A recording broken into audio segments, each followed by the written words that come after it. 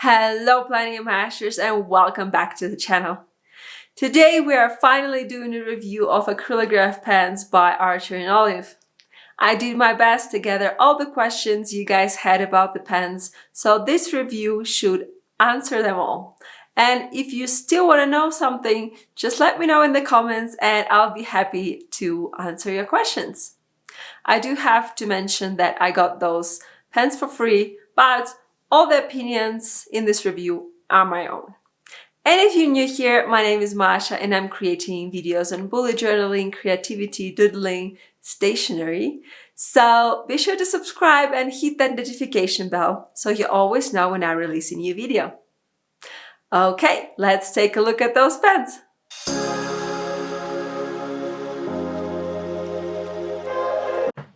First, we will look at the packaging. So all pens come in packs like this. They are pretty light and quite thin. They have a logo here, the colors and the size of the tip. When you open it, you get some instructions on how to use pen. Here you get some instructions on how to blend them. Again, we will walk through all of this during our review. And then finally, here are the pens. The pens do have to be stored horizontally, so this is actually a great storage for them. I'm seriously thinking of just keeping these boxes and just storing my pens in them. Now, each set comes with 8 colors, a white pen, and a blending pen. They also all come with 2 spare tips. So in case yours wears off or gets damaged, you have 2 spares here. And finally, on this side, you have a blending palette, which is very useful, and we will be using it several times during this review. So far, there are 3 different colors. It's primary selection, tropical selection, and jewel selection, and all of them come in 2 sizes. One is 3mm and another is 0.7 millimeters. Now, 3mm tip looks something like this, and it's kind of a fiber-based. We will look more into how it transfers on paper and what kind of lines it creates later on. And then a 0.7 milliliter tip is actually plastic, and it has a kind of an ink dispenser here.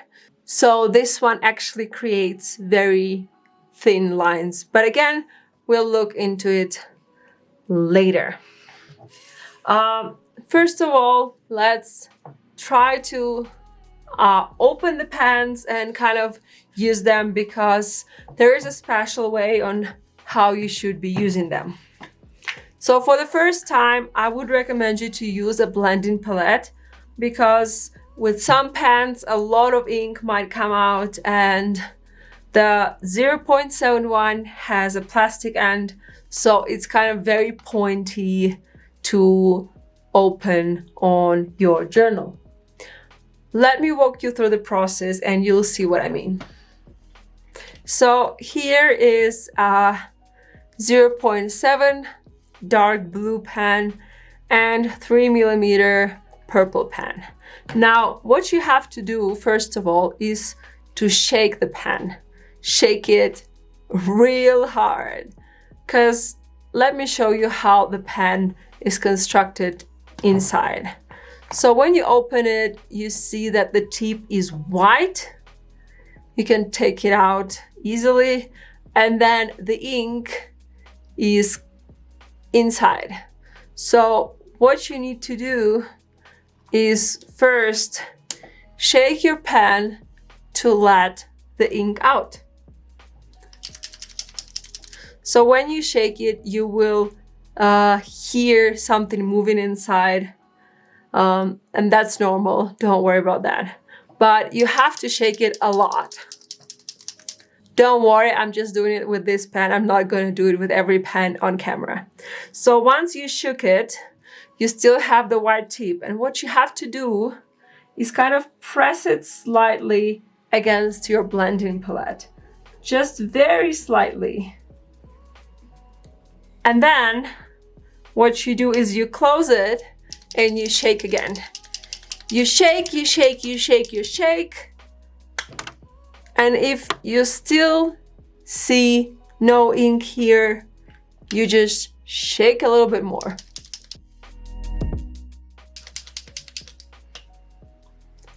Until this happens and you start seeing the ink coming, and if the ink doesn't cover it all yet, you just close the cap and shake a little bit more. And you can see that more ink came out. So just shake a little bit more. I do have to admit that when you're using it for the first time, it takes a while to shake it all, but it's gonna get easier later on. That's kind of just the first time process. Now for a 0.7 tip. This is a similar process, but it will be a little bit different. Because 0.7 has this plastic nib with basically like a little ink dispenser. So you do have to shake it, but when you press it, there will be a lot of ink coming out. And that's okay, just kind of be ready for this. So let's give this a try. So you shake it. And then, because as you remember with 3mm tape, the tip was soaking into ink. But with 0.7, the tip is plastic, so it will not soak the ink. So really expect a lot of ink to come out when you push it. So we push it and there it is. So there is a lot of ink that came out, but also here's the tip and it rides perfectly now. If you want to keep your palette clean, you can absolutely wipe it off. So if you wipe it with a little bit of water, it should be fine, like nothing happened. But be careful, because as long as it dries, it stays. So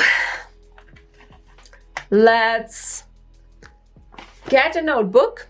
And for our first pen test, we will be using an Archer and Olive notebook.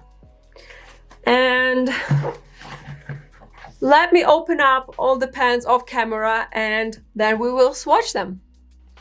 I did open up the pens, and before we swatch them, just wanted to kind of comment on a few things.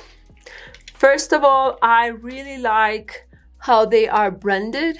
So you can see that each cap has an Archer and Olive logo, which I think is very cute. Also, each pen is a very, very familiar size. I feel like this is very similar to Zebra Mindliners, size-wise. This is, for example, my Zebra Mindliner. This is a brush pen, but it's very similar to the highlighter. And as you can see, the size is pretty similar, and the thickness of the pen is similar as well. So it's kind of very comfortable and familiar feel. These pens are not double-ended, there's just one end. And what I like is that here there is the size, but there is also a little image of the tip, so it's pretty easy to recognize them. And the color on the pen is a little sticker. Okay, I think we went through the main characteristics of the pens themselves, and it's time to do the swatch.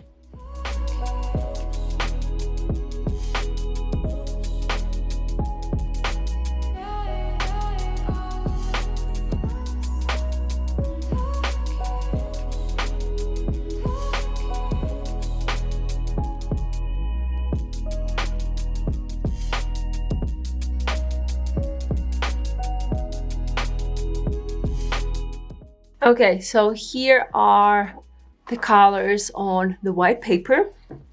And I wanted to note a few things about the writing experience.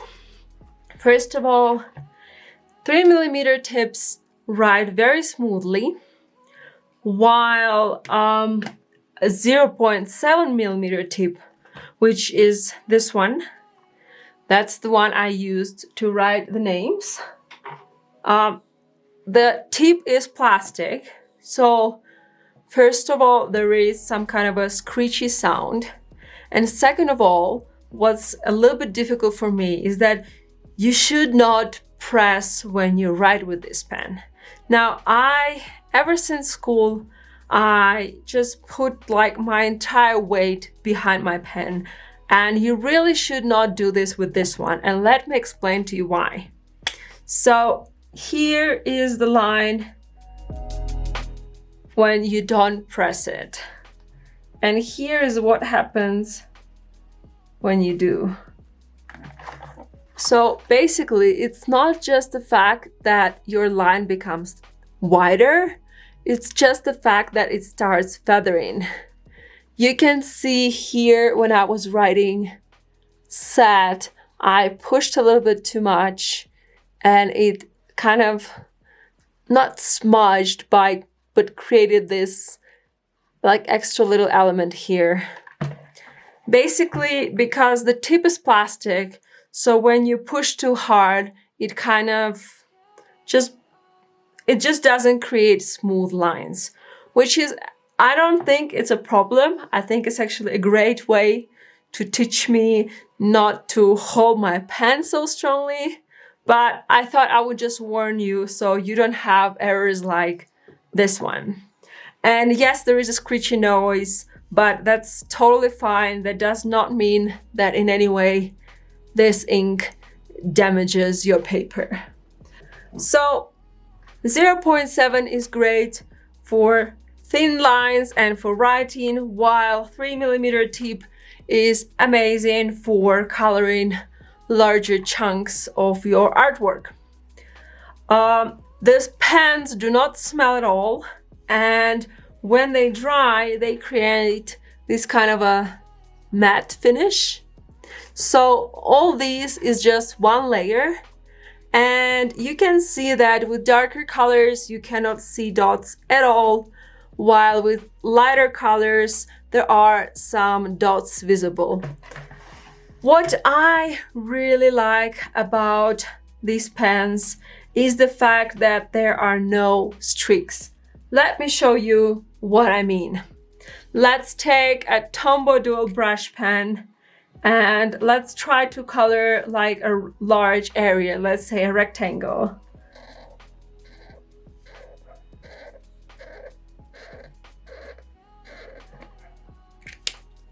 So when you take a closer look, you can see the streaks. You can see where were the lines from the brush pen. Now let's do the same, but with Acrylograph pen.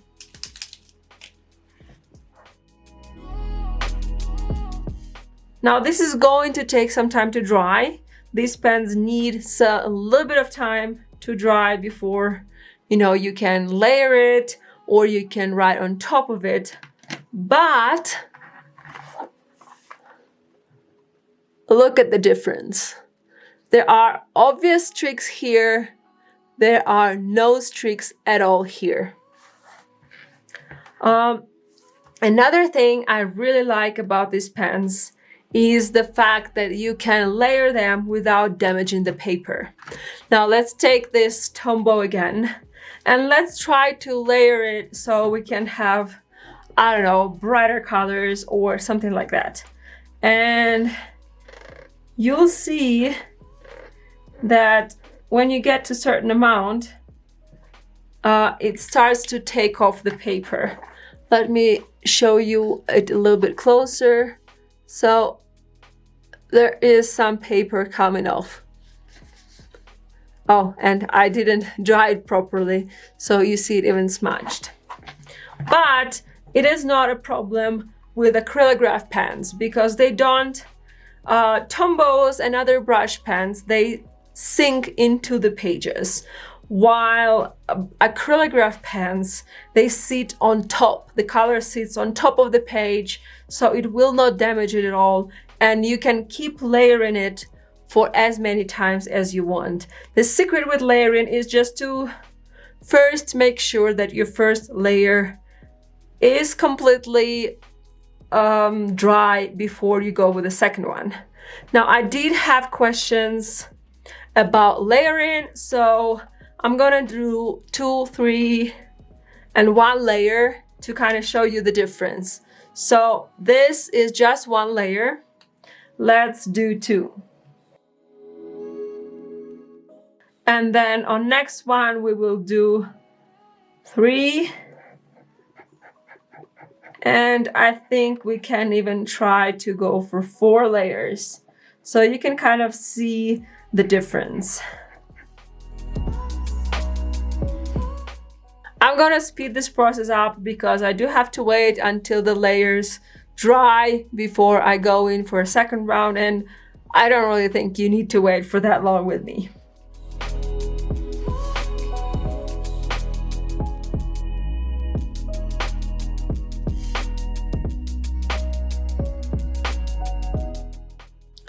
Okay, now all of these are dry, so we can take a look. To be honest, I don't see that much of a difference. There is a big difference between 1 layer and 4, but generally I don't really feel like it's worth it. At least not in the white notebook. We will give it a try on Blackout paper and Kraft paper, and we'll see, maybe it's more significant to add more layers on those. For the white one, I really don't see the point of adding more layers unless it's significantly more. Another thing we should try is probably a dry test to kind of check how long it usually takes to dry. Okay, so let's see. Obviously, when you just use it, it's gonna smudge a lot. Let's try to give it 10 seconds.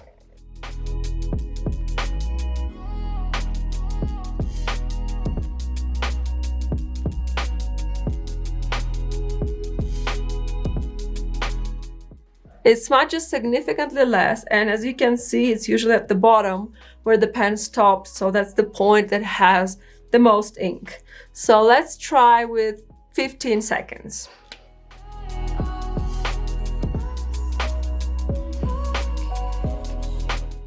Okay, so it's been 15 seconds. 15 seconds is significantly less, but let's try 20 seconds until it's all completely dry. And seems like 20 seconds is the best time for these pens. One other thing I wanted to note is that it kind of depends on how much you shake it and how heavy you push it when you open it up, so that some pens become very juicy and a lot of ink comes out, and some pens are a little bit more dry. So you have to pay attention to this when you use them, because obviously the more juicy pens will take more to dry. Now, before we go and try this out on other types of paper, let's kind of just see whether we have any ghosting or bleeding. And there is nothing. There is only this part, which is multi-layers of Tombow dual brush pens.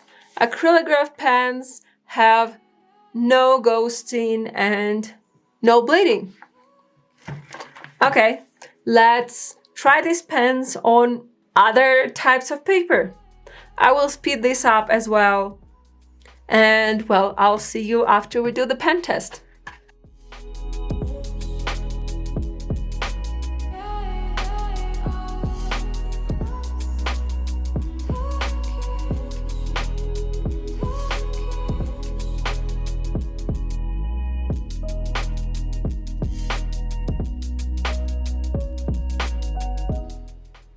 Okay, so here is how the colors look on the Blackout book. I love that they still look very bright and juicy, but on the Blackout book you can really see which pens you gave a good shake and which pens need some extra help. For example, here you can see that purple and brown and blue are very juicy pens, so they look perfectly, versus something like red or orange are obviously seems like they might need a second layer, or you might need to shake them a little bit more when you use them. Again, all these things are not connected to colors. You might have other pens that are more juicy than others. Just remember, when this happens, all you need to do is just to shake it a little bit harder. Now let's try to do like extra layers like we did in the white paper here as well, but it's the Blackout journal, so let's try to do this with the white acrylograph pen. That's probably gonna give us the most difference.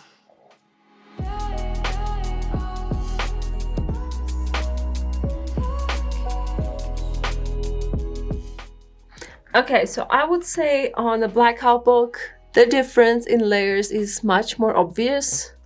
But again, I would say one layer is obviously less bright versus the others kind of look similar to me.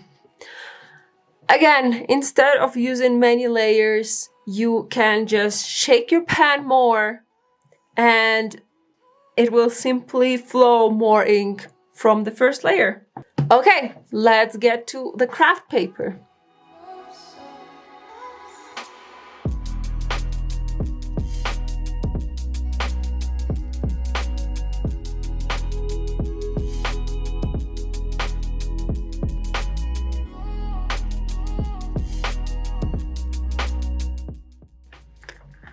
So here is how the colors look on the Kraft paper. All the colors are very well seen and they still are very, very bright.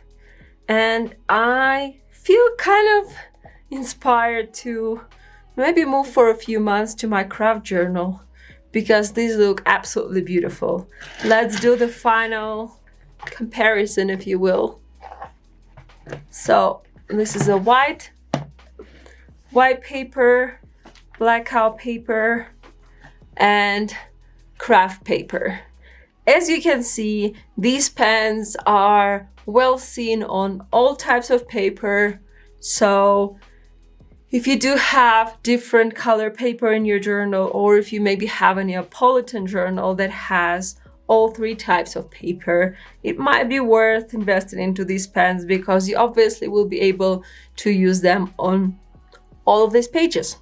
Now that we tried out these pens on different types of paper, I think it's time to try it in different types of journals. Archery and Olive journals are obviously some of the best on the market, and these pens were made for these journals, but not everyone has Archery and Olive journals. So let's take a look on how these pens look on other journals. Now, I don't have that many other journals, so I only actually have two. So this is a Dingbats notebook, and this is my Nuuna journal that I use for my day-to-day planning. So Dingbats notebook has a pretty good paper. Oh, I think I might have some information about it here. This notebook has 100 GSM coated paper. So Archery and Olive, for comparison, has 160. But 100 GSM is still very good. It also is a crim paper, not white paper. Okay, so let's test all the colors here First of all, to see how it reacts on the paper, and second of all, to see whether the different paper color, in this case it's a cream paper, not white paper, will change the colors in any way.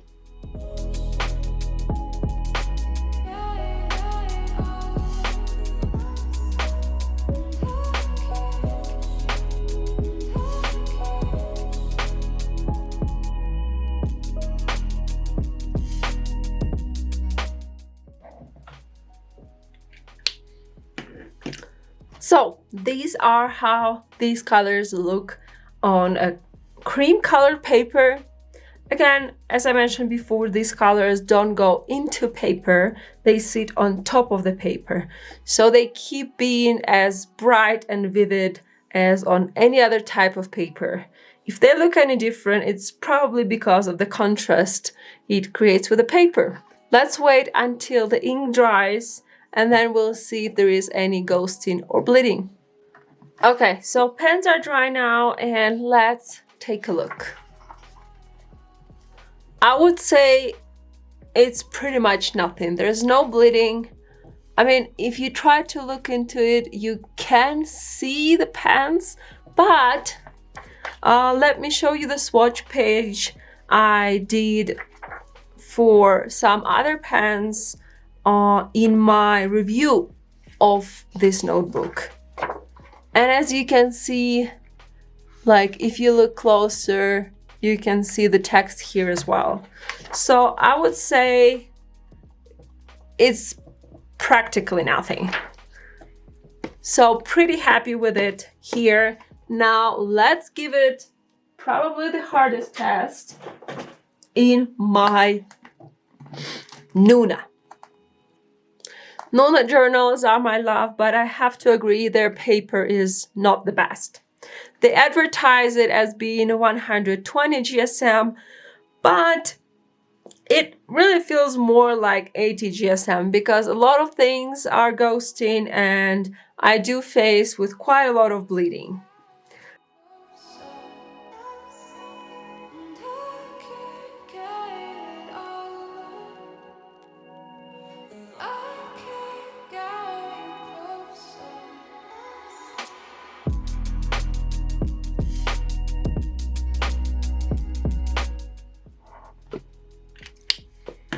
Okay, all the colors look amazing. Let's just give it a second and let it dry before we take a look on how it did. Okay, the pens are dry. Let's give it a look. Wow, I'm honestly impressed. Even my zebra mind liners sometimes ghost, but here it's almost nothing. I'm definitely using these pens for my next bullet journal setup. This is amazing. So I would assume that it probably worked very well in other notebooks like Leuchtturm and maybe Moleskine.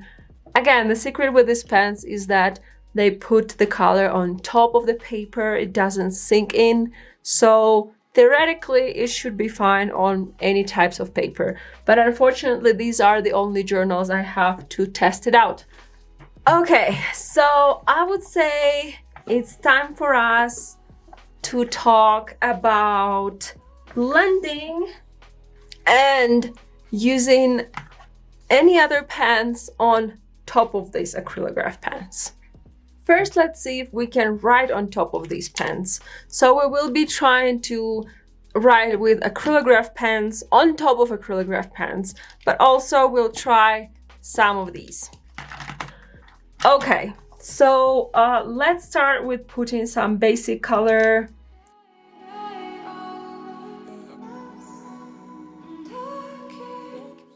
Okay, first let's try using what shall we do first? Let's go with Tombow Feud. It's very thin, small brush pen. All looks good.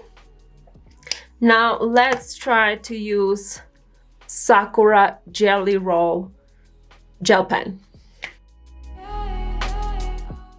Looks good. Now that's another kind of darkish color. So here, let's give a try to white acrylograph pen.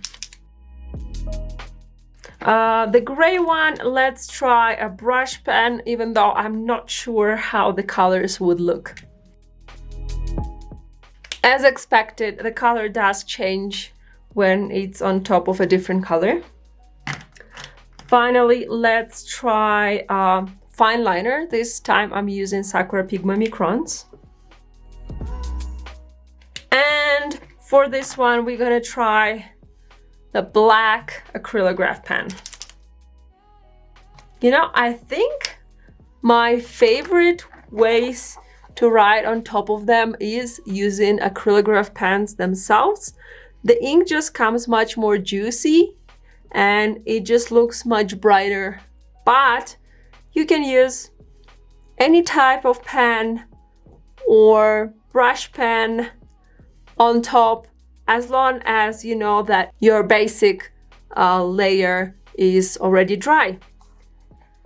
I want to try something else. I want to see if I can draw on top of acrylograph pen with another color of acrylograph pen, which is not white or black. So let's try it out.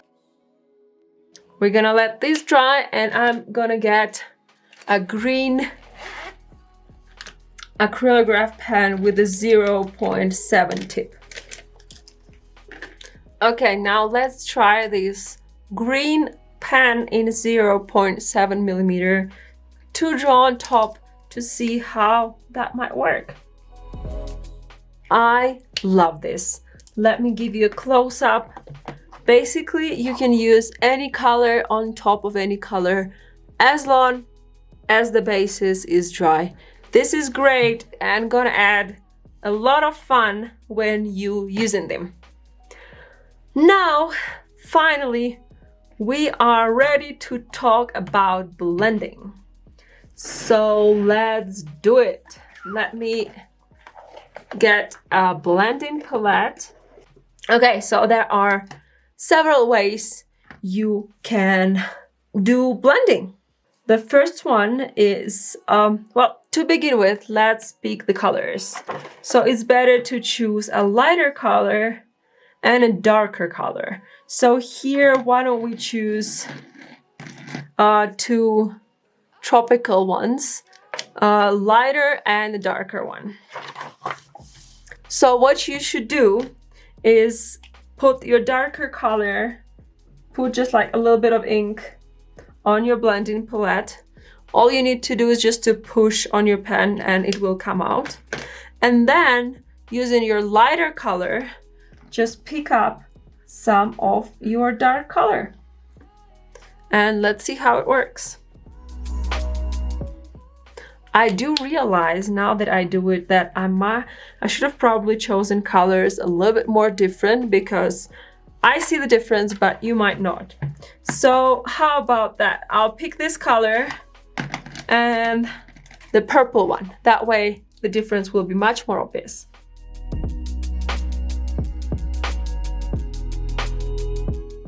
Okay, so this is much better syn, isn't it? So this creates a pretty cool blending effect to your letters. Let's try this just as like a block of color. So if you do it that way, you can see how you go from very dark to very light and eventually come back to the original color. Another way to do it is by using a blending pen. And for this, let's try some other colors. Let's see. How about these two? I feel like they would look lovely together.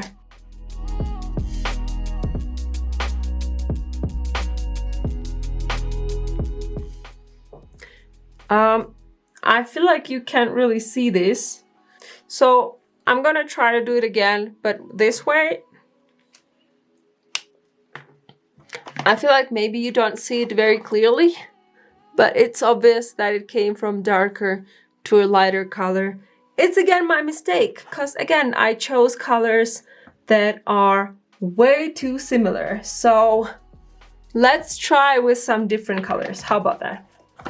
So let's leave this dark one, but let's try this light yellow one. I'm not sure it's going to be a good match, but at least I think it will show you the difference. Okay, I'll be honest with you. I feel like when you use a blending pan, you can't see it very clearly. I feel like it was much better when I would just use lighter pan and add some darker color to it. So I don't know. I never really worked very well with blending pans, so I might be doing something wrong. If I do, let me know. But yes, so far it didn't seem to work very well for me. Now these colors are also water-based. So I thought we can give it a try with a water brush. Let's see if that works.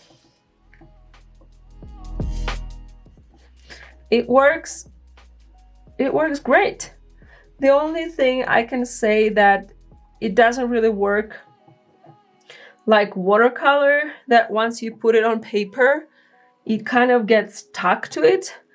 Another thing I want to try is whether I can just draw in pan and use water brush on top of it. So let's see if that's gonna work. And it did. I didn't clean my brush after using this color, so the colors kind of got a little bit mixed, but at least you know. Hi guys, Masha from the future here. I have a few more notes on blending, which I realized I did not mention the first time. So first of all, you can actually blend with water. Let me show you. So you take the two pans and you do your one side, you do your other side. Important here is to be kind of quick about it, so it's still not dry. And then you kind of just can blend it in with your water brush. So you can see here we have a blend from dark blue to kind of a purplish color. And another thing is about a blending pan. Now, I've been doing my research on how to use it, and I realized that this blending pan is more about creating new colors than blending the two existing colors. Let me show you an example. Let me just put this back. Let's say we take red and yellow, and just like I showed you before, just push a little bit to get some ink on your blending palette. Some red, and here's some yellow. And then you take your blending pen and you basically mix the colors. So let's take a little bit of red and put it into some of this yellow. So you can see we're getting here a little bit of a different color. It's kind of an orange color or orangey red. So let's give it a try here.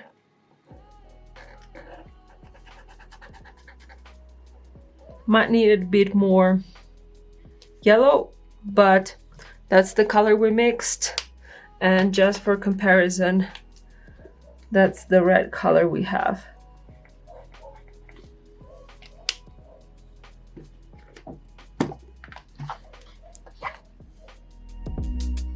So basically, you can use the blending pen to mix the colors you already have to create new colors. Final question is about storing and cleaning the pans.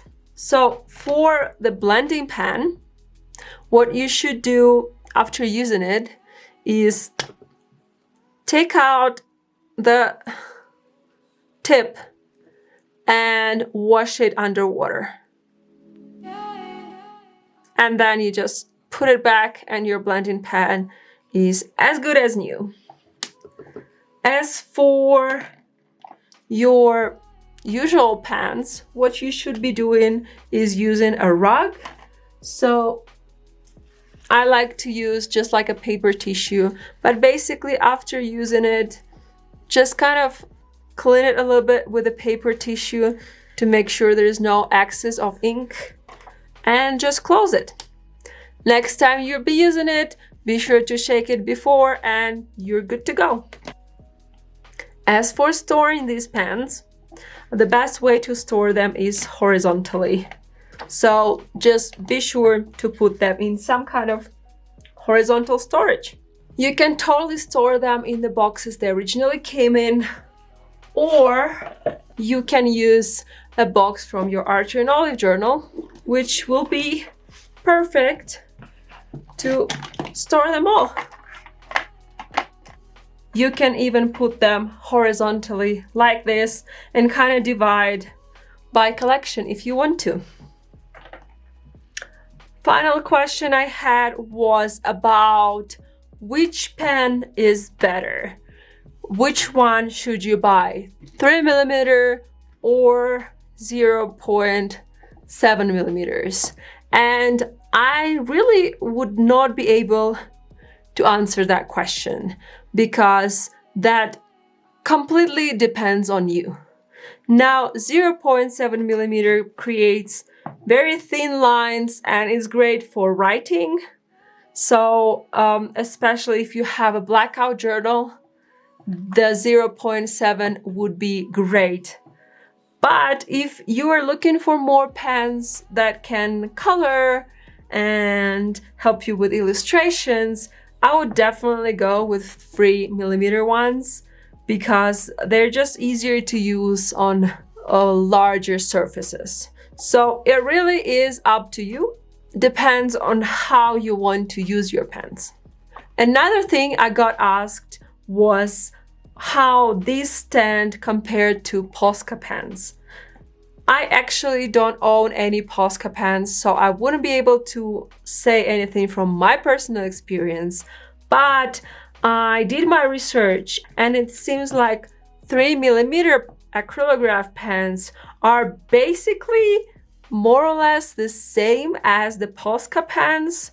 As far as I understand, the only difference is that acrylograph pens actually have a larger variety of colors and they do come in sets. You are not able to buy them one by one. Will I be using these? Heck yeah. I love the colors.